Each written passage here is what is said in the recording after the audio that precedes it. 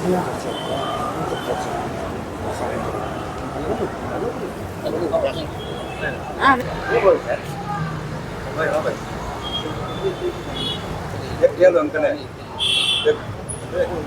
ಕೊಟ್ಟಿದ್ದೀರಾ, ಅದಕ್ಕೂ ನಾವು ನಿಮ್ಮೆಲ್ಲರ ಧನ್ಯವಾದನ ಅರ್ಪಿಸುತ್ತೇನೆ.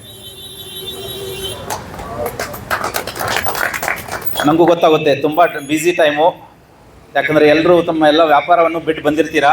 ಅದಕ್ಕಾಗಿ ತುಂಬ ಟೈಮ್ ತೊಗೊಳ್ಳೋದಿಲ್ಲ, ಬೇಗ ಮುಗಿಸೋಣ. ಇನ್ನು ಮುಂದೆ ಇದರ ಬಗ್ಗೆ ಸ್ವಲ್ಪ ಎಚ್ಚರಿಕೆ ವಹಿಸೋಣ. ನೆಕ್ಸ್ಟ್ ಟೈಮ್ದಿಂದ 24ಕ್ಕೆ ಬೇಡ, ಬೇರೆ ದಿನ ಯಾವಾಗಾದರೂ ನಾವು ಈ ಕಾರ್ಯಕ್ರಮ ಇಟ್ಕೊಳ್ಳೋಣ. ಯಾಕಂದರೆ ತುಂಬ ಮಹತ್ವದ ಕಾರ್ಯಕ್ರಮ, ಗ್ರಾಹಕರ ದಿನ.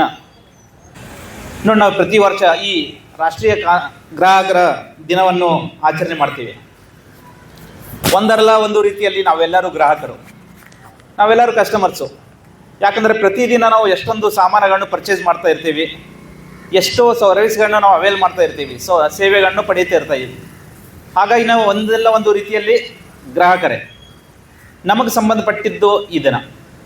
ಈ ದಿನದ ಪ್ರಾಮುಖ್ಯತೆಯನ್ನು ನಾವು ತಿಳ್ಕೊಳ್ಳೋದು ತುಂಬ ಅವಶ್ಯಕವಾಗಿದೆ. ನಾವು ನೋಡ್ತೀವಿ ಪ್ರತಿದಿನ ಯಾವುದಾದ್ರು ಒಂದು ಎಷ್ಟು ವಸ್ತುಗಳನ್ನು ನಾವು ಖರೀದಿ ಮಾಡ್ತಾ ಇರ್ತೀವಿ. ಒಂದು ಸಣ್ಣ ಪಿನ್ನಿಂದ ಹಿಡ್ಕೊಂಡು ಒಂದು ದೊಡ್ಡ ಕಾರು ಆಗಿರ್ಬೋದು, ಇಲ್ಲ ಬೇರೆ ಬೇರೆ ಸಾಮಾನುಗಳಾಗಿರ್ಬೋದು. ನಾವು ಕಿರಾಣಿ ಅಂಗಡಿಗೆ ಹೋಗ್ತೀವಿ, ಅಲ್ಲಿ ಸಾಮಾನುಗಳನ್ನ ಪರ್ಚೇಸ್ ಮಾಡ್ತೀವಿ. ಬೇರೆ ಬೇರೆ ಹಲವಾರು ನಾವು ಸಾಮಾನುಗಳನ್ನ, ಸರಕುಗಳನ್ನ ಪರ್ಚೇಸ್ ಮಾಡ್ತೀವಿ. ಅದೇ ರೀತಿ ನಾವು ಪ್ರತಿದಿನ ಬೇರೆ ಬೇರೆ ಸೇವೆಗಳನ್ನು ಸಹ ಪಡ್ಕೋತೀವಿ. ಉದಾಹರಣೆಗೆ ಹೇಳ್ಬೇಕಂದ್ರೆ ಟ್ರಾನ್ಸ್ಪೋರ್ಟೇಷನ್ ಆಗಿರ್ಬೋದು, ಇಲ್ಲ ಮೊಬೈಲ್ ಆಗಿರ್ಬೋದು, ಪ್ರತಿದಿನ ನಾವು ಯೂಸ್ ಮಾಡ್ತೀವಿ. ಇದೇ ಥರ ಬ್ಯಾಂಕಿಂಗ್ ವ್ಯವಸ್ಥೆ ಆಗಿರ್ಬೋದು, ಹಲವಾರು ಸೇವೆಗಳನ್ನು ನಾವು ಪ್ರತಿದಿನ ಪಡ್ತಾ ಇರ್ತೀವಿ. ಹಾಗಾಗಿ ನಾವೆಲ್ಲರೂ ಗ್ರಾಹಕರು. ನೋಡಿ, ನಾವೊಂದು ಸರಕುವನ್ನು, ಒಂದು ವಸ್ತುವನ್ನು ನಾವು ಖರೀದಿ ಮಾಡ್ತಾ ಇದ್ದೀವಿ ಅಂತಂದರೆ, ಇಲ್ಲ ಒಂದು ಸರ್ವಿಸನ್ನು ನಾವು ಪಡ್ತಾ ಇದ್ದೀವಿ ಅಂತಂದರೆ, ಆ ವಸ್ತು ಒಳ್ಳೆಯ ಗುಣಮಟ್ಟದಿಂದ ಕೂಡಿರಬೇಕು, ಚೆನ್ನಾಗಿರಬೇಕು, ಅದು ನಮ್ಗೆ ಯೂಸ್ ಆಗುವಂಥ ಇರಬೇಕು. ಅದೇ ರೀತಿ ನಾವು ಪಡೆಯುವ ಸೌಲಭ್ಯ ಅದು ನಮಗೆ ತೃಪ್ತಿಕರ ಇರಬೇಕು. ಅದರಿಂದ ನಮಗೆ ಯಾವುದೇ ಹಾನಿ ಏನು ಉಂಟಾಗಬಾರ್ದು. ಯಾಕೆ? ನಾವು ಅದಕ್ಕೆ ದುಡ್ಡು ಕೊಡ್ತಾ ಇರ್ತೀವಿ, ನಮ್ಮ ಹಕ್ಕಿದು. ನಾವು ದುಡ್ಡು ಕೊಟ್ಟು ತಗೋ ವಸ್ತು ನಮಗೆ ಒಳ್ಳೆಯದಿರಬೇಕು. ಅದು ಕಳಪೆ ಮಟ್ಟದ ವಸ್ತು ಇರಬಾರ್ದು, ಲೋ ಕ್ವಾಲಿಟಿ ಇದಿರಬಾರ್ದು, ಅದು ನಮಗೆ ಬೆನಿಫಿಷಿಯಲ್ ಇರಬೇಕು. ಯಾಕಂದ್ರೆ ನಾವು ದುಡ್ಡು ಕೊಡ್ತೀವಿ. ನೋಡಿ, ನಾವು ದುಡ್ಡು ಕೊಟ್ಟರೂ ಸಹ ಯಾವುದಾದ್ರೂ ಒಬ್ಬ ವ್ಯಾಪಾರಸ್ಥ ನಮಗೆ ಕಳಪೆ ಮಟ್ಟದ ಸರಕು ವಸ್ತುಗಳನ್ನು ಮಾರಾಟ ಮಾಡಿದರೆ, ಇಲ್ಲ ನಾವು ಅವೈಲ್ ಮಾಡೋ ಸರ್ವಿಸ್ಸು ಕರೆಕ್ಟಾಗಿ ನಮ್ಗೆ ಸರ್ವಿಸ್ ಕೊಟ್ಟಿಲ್ಲ ಅಂತಂದರೆ ನಮಗೆ ಮೋಸ ಆದಂಗೆ, ನಮಗೆ ತೊಂದರೆ ಆಗುತ್ತೆ. ನಮ್ಮ ದುಡ್ಡು ಕೊಟ್ಟರೂ ಸಹ ನಮ್ಗೆ ಯಾಕೆ ಸರ್ವಿಸ್ ಸರಿಯಾಗಿ ಸಿಗಲಿಲ್ಲ, ನಮಗೆ ವಸ್ತು ಸರಿಯಾಗಿ ಸಿಗಲಿಲ್ಲ ಅಂತ ನಮಗೆ ಮೋಸ ಆಗುತ್ತೆ. ಆ ಟೈಮಲ್ಲಿ ನಮಗೆ ಹಕ್ಕು ಇದೆ, ನಾವು ಪರಿಹಾರನ ಕೇಳ್ಬೋದು ಆ ವ್ಯಕ್ತಿ ಕಡೆಯಿಂದ. ದುಡ್ಡು ತೊಗೊಂಡು ಸಹ ನಮಗೆ ಸರಿಯಾದ ವಸ್ತು ಕೊಡಲಿಲ್ಲ, ಸೇವೆ ಕೊಡಲಿಲ್ಲ, ಸರ್ವಿಸ್ ಕೊಟ್ಟಿಲ್ಲ ಅಂಥೇಳಿ ನಾವು ಪರಿಹಾರ ಕೇಳ್ಬೋದು. ಇಷ್ಟೆಲ್ಲ ಹಕ್ಕುಗಳು ನಮಗಿವೆ. ಆದರೆ ಎಷ್ಟೋ ಜನರಿಗೆ ಈ ಹಕ್ಕುಗಳ ಬಗ್ಗೆ ಗೊತ್ತೇ ಇಲ್ಲ, ಅರಿವೇ ಇಲ್ಲ. ಇಂಥ ಹಕ್ಕುಗಳು ನಮಗಿವೆ. ಈ ಹಕ್ಕುಗಳ ಉಲ್ಲಂಘನೆ ಆದರೆ, ವೈಲೇಷನ್ ಆದರೆ ನಾವು ಪರಿಹಾರ ಪಡ್ಕೋಬೇಕು. ಎಲ್ಲಿ ಪರಿಹಾರ ಪಡ್ಕೋಬೇಕು, ಇದ್ರ ಬಗ್ಗೆ ಸುಮಾರು ಪ್ರಾವಿಷನ್ಸ್ ಇವೆ ಕಾನೂನಲ್ಲಿ. ಅದರ ಬಗ್ಗೆ ತುಂಬ ಜನರಿಗೆ ಗೊತ್ತೇ ಆಗಲ್ಲ. ನಾವು ರೂಟೀನಾಗಿ ಹಂಗೆ ಪರ್ಚೇಸಿಂಗ್ ಮಾಡ್ತಾ ಇರ್ತೀವಿ, ಸರ್ವಿಸ್ ತೊಗೊಳ್ತಾ ಇರ್ತೀವಿ. ಕೆಲವೊಂದು ಸಲ ನಮಗೆ ಒಳ್ಳೆಯ ಸರ್ವಿಸ್ ಸಿಗುತ್ತೆ, ಒಳ್ಳೆಯ ಪ್ರಾಡಕ್ಟ್ ಸಿಗುತ್ತೆ, ಎಷ್ಟೋ ಸಲ ಸಿಗಲ್ಲ. ಆದರೆ ಕೆಲವೊಂದು ಜನ ಏನು ಮಾಡ್ತಾರೋ, ಏನೇ ಆದರೂ ಸುಮ್ಮನಾಗಿ ಬಿಡ್ತಾರೆ, ತಮ್ಮ ಹಕ್ಕುಗಳ ಬಗ್ಗೆ ತಿಳ್ಕೊಳ್ಳಲ್ಲ. ಹಾಗಾಗಿ ಅದೊಂದು ಉದ್ದೇಶದಿಂದ ಗ್ರಾಹಕರಿಗೆ ಅವ್ರಿಗಿರೋ ಹಕ್ಕುಗಳ ಬಗ್ಗೆ ತಿಳಿಸ್ಕೊಡಲು, ಮತ್ತು ಅವ್ರಿಗೇನಾದ್ರು ತೊಂದರೆ ಆದರೆ, ಹಾನಿ ಉಂಟಾದರೆ ಅವ್ರು ಎಲ್ಲಿ ಪರಿಹಾರ ಪಡ್ಕೋಬೇಕು, ಏನು ಪರಿಹಾರ ಪಡ್ಕೋಬೇಕು, ಅದರ ಬಗ್ಗೆ ತಿಳಿಸಲು ನಾವು ಈ ಪ್ರೋಗ್ರಾಮನ್ನು ನಾವು ಪ್ರತಿ ವರ್ಷ ಅರೇಂಜ್ ಮಾಡ್ತೀವಿ. ನೋಡಿ, ನಮಗೆ ಸಂಬಂಧಪಟ್ಟಂತೆ, ಗ್ರಾಹಕರಿಗೆ ಸಂಬಂಧಪಟ್ಟಂತೆ ಒಂದೊಂದು ನಿಮ್ಗೆ ಪರಿಹಾರ ಸಿಗುತ್ತೆ. ಹಾಗಾಗಿ ಈ ಕಾಯ್ದೆ ಅದೆಲ್ಲ ಕನ್ಸ್ಯೂಮರ್ ಪ್ರೊಟೆಕ್ಷನ್ ಆ್ಯಕ್ಟು, ಈ ಆ್ಯಕ್ಟ್ ಕೆಳಗಡೆ ಪ್ರತಿಯೊಂದು ಜಿಲ್ಲೆಗೆ ಒಂದೊಂದು ಕನ್ಸ್ಯೂಮರ್ ಕೋರ್ಟ್ಗಳನ್ನು ಸ್ಥಾಪನೆ ಮಾಡಲಾಗಿದೆ. ಎಲ್ಲ ಜಿಲ್ಲೆಯಲ್ಲೂ ಒಂದೊಂದು ಕನ್ಸ್ಯೂಮರ್ ಕೋರ್ಟ್ ಇದೆ. ಅದೇ ನಮ್ಮ ಕಮಿಷನ್ ಇದೆ, ಸ್ಟೇಟ್ ಕನ್ಸ್ಯೂಮರ್ ಕಮಿಷನು. ನ್ಯಾಷನಲ್ ಲೆವೆಲಲ್ಲಿ ಒಂದು ನ್ಯಾಷನಲ್ ಕನ್ಸ್ಯೂಮರ್ ಕಮಿಷನ್ ಇದೆ. ನಿಮ್ಗೇನೋ ಸಮಸ್ಯೆ ಆದರೆ, ಯಾವುದೇ ಒಂದು ಸರಕುಗಳನ್ನು ನಿಮ್ಗೆ ಲೋ ಕ್ವಾಲಿಟಿ ಸರಕುಗಳನ್ನು ಕೊಟ್ಟಿದ್ದಾರೆ, ಇಲ್ಲ ಇನ್ನೊಂದು ಉದಾಹರಣೆ ಹೇಳಬೇಕಂತಂದರೆ, ನಾವು ಆನ್ಲೈನ್ ತುಂಬ ಪ್ರಾಡಕ್ಟ್ಸನ್ನು ತರಿಸ್ತೀವಿ. ಇವಾಗ ಬೇರೆ ಬೇರೆ ಪ್ರಾಡಕ್ಟ್ಸ್ಗಳು ಇರ್ಬೋದು, ಆದರೆ ಅಡ್ವರ್ಟೈಸ್ ಮಾಡೋದು ಒಂದು ಪ್ರಾಡಕ್ಟ್ ಬೇರೆಯವರು, ಆದರೆ ಕಳಿಸೋದು ನಮಗೆ ಒಂದು ಪ್ರಾಡಕ್ಟ್ ಬೇರೆ ಆಗಿರುತ್ತೆ. ಇಲ್ಲ ಒಂದೊಂದು ಸಲ ಈ ಥರ ಆಗುತ್ತೆ, ಅವರು ಬಾಕ್ಸ್ ಅಂತೂ ಕಳಿಸ್ಕೊಟ್ಟಿರ್ತಾರೆ, ಒಳಗಡೆ ನೋಡಿದ್ರೆ ಪ್ರಾಡಕ್ಟೇ ಇರೋಲ್ಲ, ಆ ಸಾಮಾನೇ ಇರೋಲ್ಲ. ಎಷ್ಟೋ ಸಲ ಆಗುತ್ತೆ. ಅಂಥ ಟೈಮಲ್ಲಿ ನೀವು ಈ ಕನ್ಸ್ಯೂಮರ್ ಕೋರ್ಟ್ ಇದೆಯಲ್ಲ, ಅದಕ್ಕೆ ಒಂದು ಕಂಪ್ಲೇಂಟ್ ಮಾಡಿ ನೀವು ಪರಿಹಾರವನ್ನು ಪಡ್ಕೋಬೋದು. ಎಲ್ಲರಿಗೂ ಅನುಕೂಲಕ್ಕಾಗಿ ಅದೊಂದು ಕನ್ಸ್ಯೂಮರ್ ಕೋರ್ಟನ್ನು ಎಲ್ಲ ಕಡೆ ಮಾಡಿದ್ದಾರೆ. ನಮ್ಮ ಕೋಲಾರ ಜಿಲ್ಲೆಯಲ್ಲಿಯೂ ಸಹ ಒಂದು ಕನ್ಸ್ಯೂಮರ್ ಕೋರ್ಟ್ ಇದೆ. ಮೊದಲಿನ ಕಾನೂನಲ್ಲಿ ಸ್ವಲ್ಪ ತೊಂದರೆ ಆಗ್ತಿತ್ತು ಕನ್ಸ್ಯೂಮರ್ಸಿಗೆ. ನೀವು ಎಲ್ಲಿ ಸರಕುಗಳನ್ನು ಖರೀದಿ ಮಾಡುತ್ತಿದ್ದೀರಾ ಮತ್ತು ಸೇವೆಯನ್ನು ಪಡ್ತಿದ್ದೀರಾ ಅಲ್ಲಿ ಹೋಗಿ ಕಂಪ್ಲೇಂಟ್ ಮಾಡಬೇಕಾಗಿತ್ತು ಆ ಜಾಗದಲ್ಲಿರುವ ಕನ್ಸ್ಯೂಮರ್ ಕೋರ್ಟಿಗೆ. ಆದರೆ ಇನ್ನೂ ಅನುಕೂಲ ಮಾಡಿಕೊಟ್ಟಿದೆ ನಮಗೆ ಈ ಕಾನೂನು, ಹೊಸ ಕಾನೂನು. ನೀವು ಎಲ್ಲಿ ವಾಸಿಸ್ತಿರಲ್ಲ, ನೀವು ಎಲ್ಲಾದರೂ ಹೋಗಿ ಒಂದು ಮುಂಬೈಯಲ್ಲಿ ಅದರ ಡೆಲ್ಲಿಯಲ್ಲಿ ಎಲ್ಲಾದರೂ ಪರ್ಚೇಸ್ ಮಾಡಿದರೂ ಸಹ ಒಂದು ಪ್ರಾಡಕ್ಟನ್ನು ಅದು ಸರಿಯಾಗಿ ಇರಲಿಲ್ಲ ಅಂತಂದರೆ ನೀವು ಬಂದು ಇಲ್ಲಿ ನಿಮ್ಮೂರಲ್ಲಿ ಒಂದು ಕಂಪ್ಲೇಂಟ್ ಮಾಡ್ಬೋದು ಕನ್ಸ್ಯೂಮರ್ ಕೋರ್ಟಿಗೆ. ಇಷ್ಟೊಂದು ಅನುಕೂಲ ಮಾಡಿಕೊಟ್ಟಿದೆ ಈ ಕಾನೂನು. ಮತ್ತು ಈ ಕನ್ಸ್ಯೂಮರ್ ಕೋರ್ಟ್ ಇರೋದು ಅಷ್ಟೊಂದು ಡಿಟೇಲಾಗಿ ಇನ್ಕ್ವೈರಿ ಮಾಡಲ್ಲ, ತಕ್ಷಣ ಮುಗಿಯುತ್ತೆ ನಿಮ್ಮದು ಕಂಪ್ಲೇಂಟು, ಕೊನೆಗೊಳ್ಳುತ್ತೆ. ಅಲ್ಲಿ ನೀವು ವಕೀಲರನ್ನು ಸಹ ನೇಮಿಸ್ಕೋಬೇಕಾಗಿಲ್ಲ. ಇನ್ನೊಂದು ಅನುಕೂಲ ಏನು ಮಾಡಿಕೊಟ್ಟಿದೆ ಈ ಕಾನೂನು ನಮಗೆ ಅಂತಂದರೆ, ನೀವು ಈ ಕನ್ಸ್ಯೂಮರ್ ಕೋರ್ಟಲ್ಲಿ ಕೇಸನ್ನು ಈ ಫೈಲಿಂಗ್ ಥ್ರೂನು ಮಾಡ್ಬೋದು. ಅಲ್ಲಿ ಫಿಸಿಕಲಾಗಿ ಹೋಗ್ಬೇಕಂತೂ ಅವಶ್ಯಕತೆ ಇಲ್ಲ. ನೀವು ಆನ್ಲೈನ್ ಮುಖಾಂತರ ಒಂದು ಕಂಪ್ಲೇಂಟ್ ಸಲ್ಲಿಸಿದರೆ ಅದನ್ನು ಪ್ರೊಸೆಸ್ ಮಾಡ್ತಾರೆ. ಪ್ರೊಸೆಸ್ ಮಾಡಿ ನಿಮ್ಗೇನು ಇನ್ನೊಂದು ವಿಶೇಷತೆ ಈ ಕಾನೂನಿದಂತಂದರೆ, ಯಾಕಂದರೆ ಅಷ್ಟೊಂದು ಡಿಟೇಲಾಗಿ ಎನ್ಕ್ವೈರಿ ಇರಲ್ಲ, ಅಲ್ಲಿ ವಕೀಲರದು ಅವಶ್ಯಕತೆ ಇರಲ್ಲ. ನೀವಾಗಿ ಹೋಗಿ ಒಂದು ಅರ್ಜಿ ಸಲ್ಲಿಸಿದರೆ ಸಾಕು, ಈ ಥರ ತೊಂದರೆ ಆಗಿದೆ ಅಂಥೇಳಿ ನೀವು ಒಂದು ಅರ್ಜಿ ಸಲ್ಲಿಸಿದರೆ ಅದು ಸಂಬಂಧಪಟ್ಟಂತೆ ಡಾಕ್ಯುಮೆಂಟ್ಸ್ ಕೊಟ್ಟರೆ ನಿಮ್ಮ ಕ್ಲೇಮು ಪ್ರೊಸೆಸ್ ಮಾಡಿ. ಕೋರ್ಟಿಗೆ ಹೋದರೆ ಫೀಸು ತುಂಬ ಕಡಿಮೆ ಇರುತ್ತೆ, ನಾಮಿನಲ್ ಫೀಸ್ ಇರುತ್ತೆ. ಬಹುಶಃ ಒಂದು ನಾನು ಪ್ರಾಕ್ಟೀಸ್ ಮಾಡುವಾಗ 100, 200, 500 ಈ ಥರ ಇರ್ತಿತ್ತು.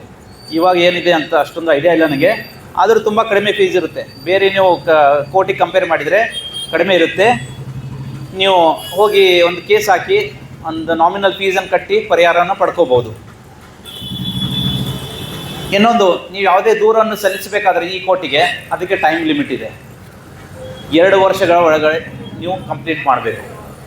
2 ವರ್ಷ ದಾಟಿ ಹೋಗಿದರೆ ನೀವು ಆಮೇಲೆ ಹೋಗಿ ಕಂಪ್ಲೇಂಟ್ ಮಾಡ್ತೇನಂತಂದರೆ ಆಗಲ್ಲ. ಅದಕ್ಕೆ ಟೈಮ್ ಲಿಮಿಟ್ ಇರೋದು, ಲಿಮಿಟೇಷನ್. ವಿದಿನ್ 2 ಇಯರ್ಸು ನೀವು ಕಂಪ್ಲೇಂಟ್ ಮಾಡಿ ಪರಿಹಾರ ಪಡ್ಕೋಬೇಕು. ಇಲ್ಲ ನಿಮಗೆ ತೊಂದರೆ ಆಗುತ್ತೆ, ಹೋಗೋಕ್ಕಾಗಲ್ಲ, ಏನೋ ಕೆಲಸದಿಂದ ಒತ್ತಡದಲ್ಲಿ ನಮಗೆ ಕೋರ್ಟಿಗೆ ಹೋಗೋಕ್ಕಾಗ್ತಾ ಇಲ್ಲ, ನಾವು ಏನು ಮಾಡಬೇಕು ಅಂಥೇಳಿ ಪ್ರಶ್ನೆ ಬರ್ಬೋದು ನಿಮ್ಮಲ್ಲಿ. ಇದ್ದಾರೆ, ಸರ್ಕಾರ ಒಂದು ಹೆಲ್ಪ್ಲೈನ್ ನಂಬರ್ ಕೊಟ್ಟಿದೆ. ಈ ಹೆಲ್ಪ್ಲೈನ್, ಟೋಲ್ ಫ್ರೀ ಹೆಲ್ಪ್ಲೈನ್ ನಂಬರ್ಗೆ ನೀವು ಕರೆ ಮಾಡಿ ನಿಮ್ಮ ದೂರನ್ನು ನೀವು ದಾಖಲಿಸ್ಬೋದು, ನಿಮ್ಮ ದೂರನ್ನು ರಿಜಿಸ್ಟರ್ ಮಾಡ್ಬೋದು. ಇಷ್ಟು ಅನುಕೂಲ ಮಾಡಿಕೊಟ್ಟಿದೆ.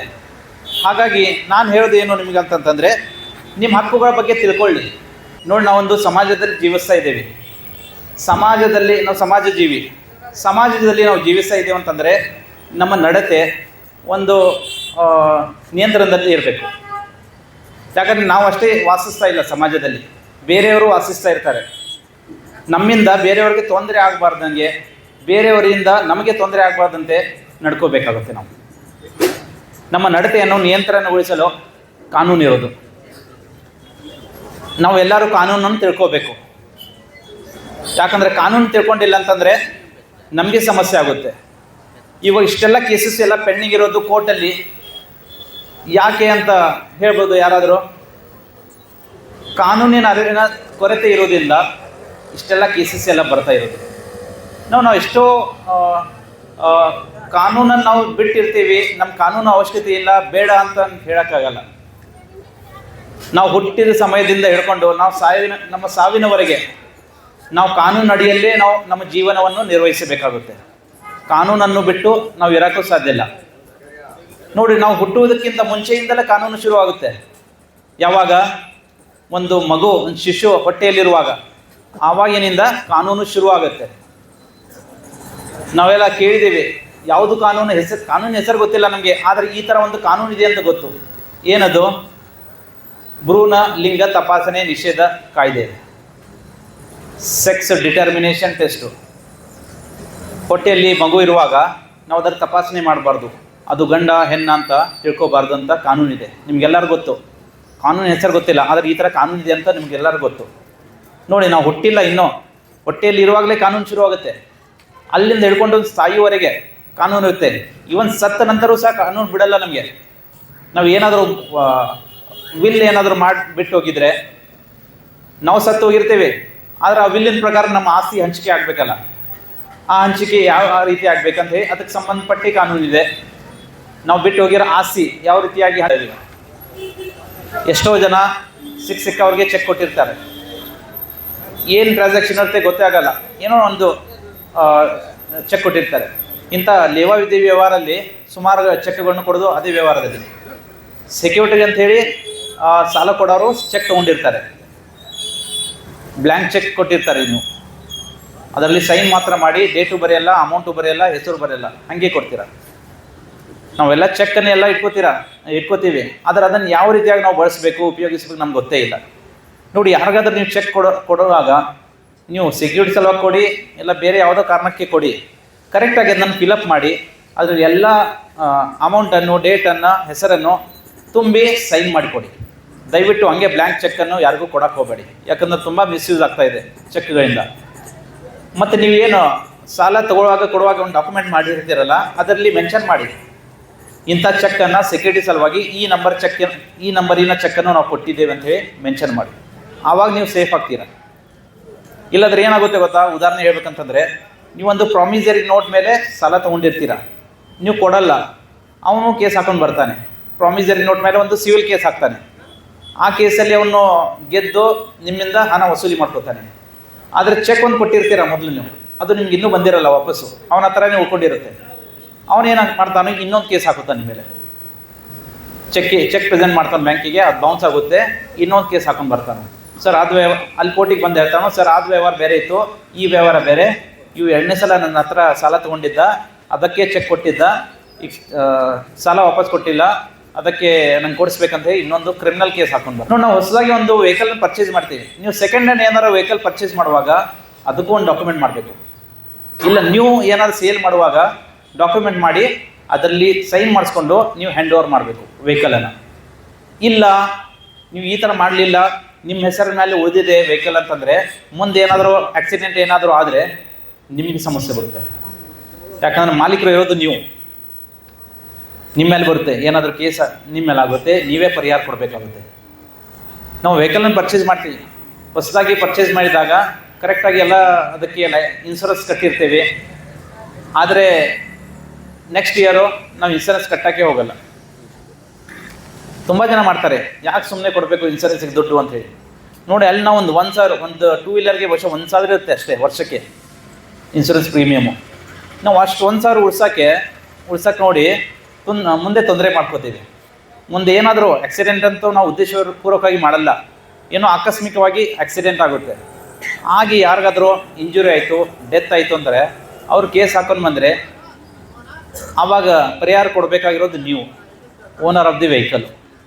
ಒಂದು ವೇಳೆ ನೀವು ಇನ್ಶೂರೆನ್ಸ್ ಕಟ್ಟಿದರೆ ಕರೆಕ್ಟಾಗಿ, ಇನ್ಶೂರೆನ್ಸ್ ಕಮ್ಮಿ ಇರುತ್ತೆ, ಅದೆಲ್ಲ ನೋಡ್ಕೊಳ್ಳುತ್ತೆ. ನೀವು 1 ರೂಪಾಯಿ ಕೊಡಬೇಕಾಗಿಲ್ಲ. ಇನ್ಶೂರೆನ್ಸ್ ಇಲ್ಲ ಅಂತಂದರೆ ನಿಮ್ಮ ಮೇಲೆ ಬರುತ್ತೆ, ಲಕ್ಷಗಟ್ಟಲೆ ದುಡ್ಡು ಕೊಡಬೇಕಾಗುತ್ತೆ. 1,000 ರೂಪಾಯಿ ಉಳ್ಸಕ್ಕೆ ನೋಡಿ, ನಾವು ಉಳಿಸಲು ಹೋಗಿ ನಾವು ಇಲ್ಲಿ ಲಕ್ಷಾಂತರ ರೂಪಾಯಿಗಳನ್ನು ಕೊಡಬೇಕಾಗುತ್ತೆ. ತಪ್ಪು ಮಾಡಿದ್ದೀರಾ, ನಿಮ್ಮ ಮೇಲೆ ಕೇಸ್ ಆಗಿದೆ, ಅದಕ್ಕೆ ಇನ್ನೊಂದು ಕೇಸೆಲ್ಲ ನೀವು ಮುಗಿಸ್ಕೋಬೇಕಂತಂದರೆ ನೀವು ಇಂತಿಷ್ಟು ದುಡ್ಡು ಕೊಡಬೇಕು, ಇಲ್ಲ ನಿಮ್ಮನ್ನು ಅರೆಸ್ಟ್ ಮಾಡ್ತೀವಿ ಅಂಥೇಳಿ ಕಾಲ್ ಮಾಡ್ತಾರೆ. ಅದೆಲ್ಲ ಫ್ರಾಡು ಅಂತ ನಾವು ತಿಳ್ಕೊಬೇಕು. ಇವಾಗ ಇನ್ನೊಂದು ನೀವು ಅಬ್ಸರ್ವ್ ಮಾಡಿರ್ಬೋದು, ಈಗ ಯಾರಿಗಾದ್ರೂ ಕಾಲ್ ಮಾಡಿದರೆ ಒಂದು ಅಡ್ವರ್ಟೈಸ್ಮೆಂಟ್ ಬರ್ತಾ ಇದೆ ಎಲ್ಲರಿಗೂ.